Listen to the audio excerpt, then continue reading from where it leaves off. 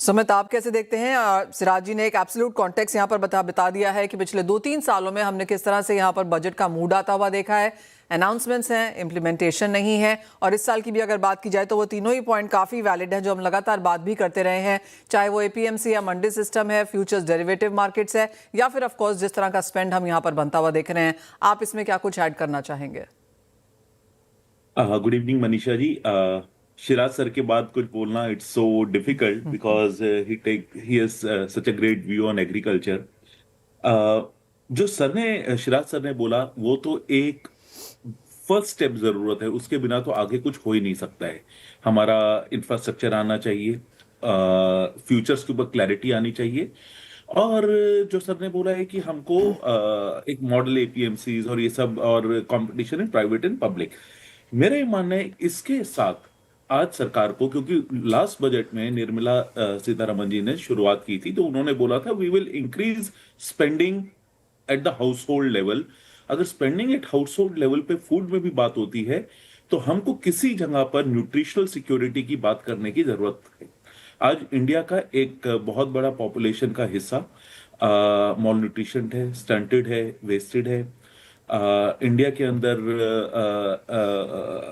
Incidence of anaemia is highest in pregnant women world wide, जिससे हम कभी भी हमारा देश का सपना और विकसित भारत जब तक अचीव नहीं कर सकते जब तक हमारे देश का लोग वेलनेस की तरफ नहीं है, उनको अच्छा फूड नहीं मिल रहा है। तो I will like to see something towards not only about food security, क्योंकि वो तो हो गया है। फूड सिक्योरिटी आप तब बात करते हैं जब आप पुअर देश हैं। आज हम we are trying to become a middle income country, तो आज हमको फूड से न्यूट्रिशनल सिक्योरिटी की बात करनी है। That is one.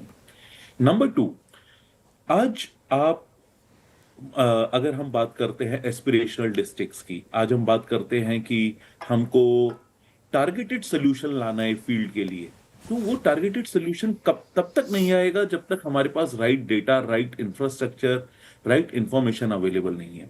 आज हम उसके अंदर बहुत लैग कर रहे हैं।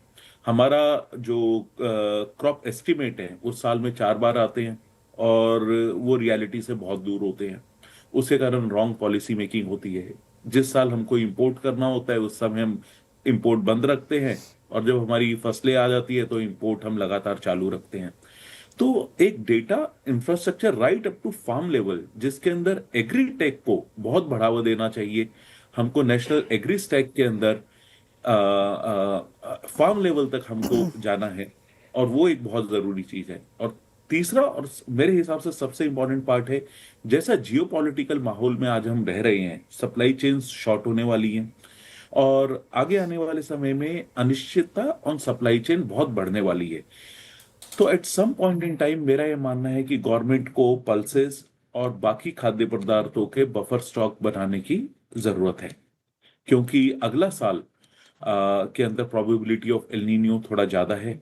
उससे हमारी कृषि किसी बहुत तरह से इंपैक्ट होती है।